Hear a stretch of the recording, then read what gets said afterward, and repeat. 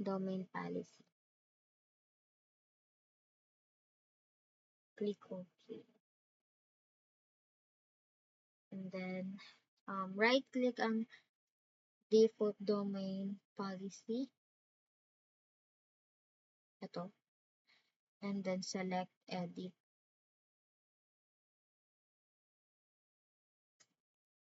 Expand natin yung computer configuration, policies, Windows settings, security settings, and then select account policies. Check natin.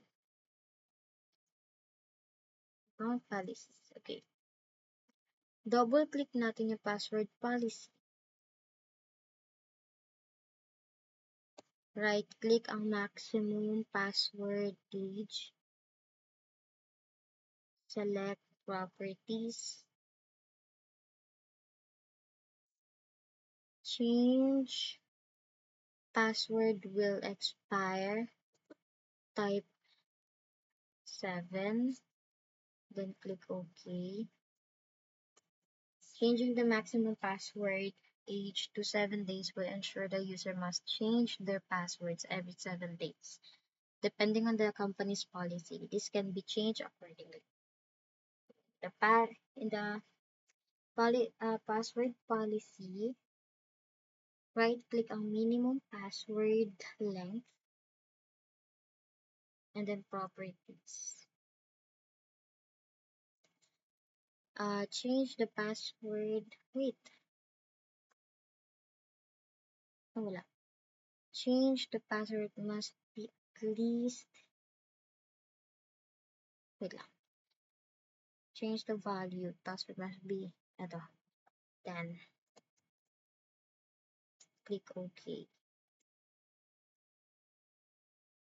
The length of a user password can be specified, ensuring that users will create strong passwords and prevent brute force attack. Okay, select natin dito account lockout policy. Select, right-click account lockout threshold. Select properties. And then account will not lock out. Type 5. Click OK. Click OK. Changing the account lockout threshold properties automatically changes the values for the account lockout duration. Reset account lockout counter after and allow administrator account lockout policies. Applying these policies will ensure the account will be locked out after 5 failed login attempts, resulting in the account being locked for 10 minutes. These policies are used to prevent brute force attacks and the domain accounts of users. Close all open windows.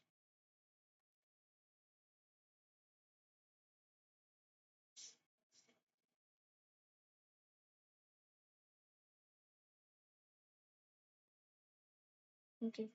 Punta tayo kay ACI BM01.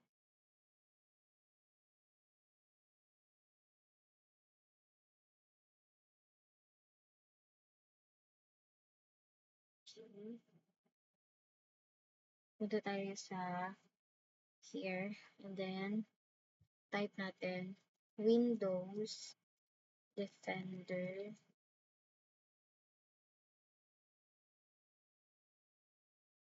Firewall.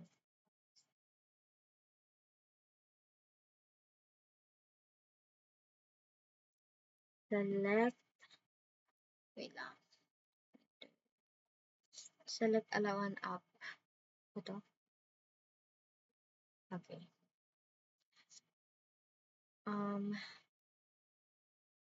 Scroll down natin and then enable natin yung performance logs and alerts. Performance logs. Ito, allow natin siya. And then, ensure to enable the domain. Okay, naka-enable na, and then click OK. The Windows Defender firewall can be used to allow specific applications through the firewall. A cybersecurity specialist can monitor the applications that are allowed through the firewall and disable apps that are not required to have access through the firewall. Select Advanced Settings.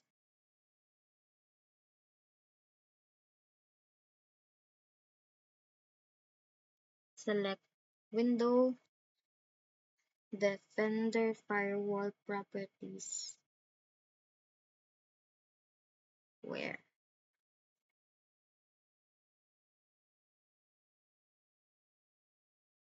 And then click Customize. Wait lang. Windows Defender with Advanced Security. Wait lang. Windows Defender Firewall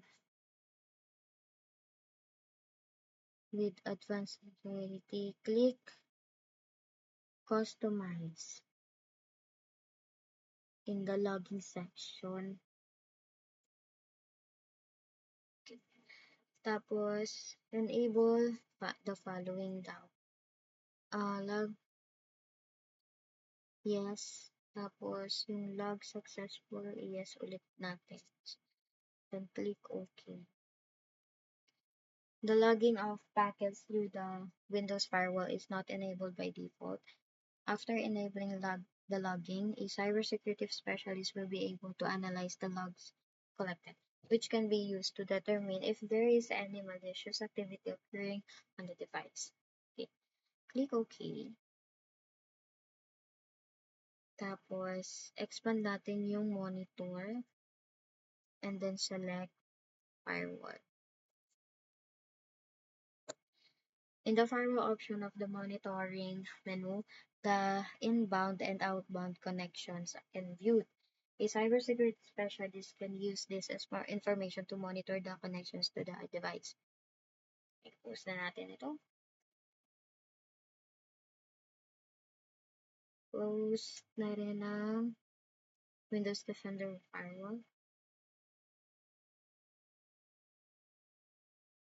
And then we're done.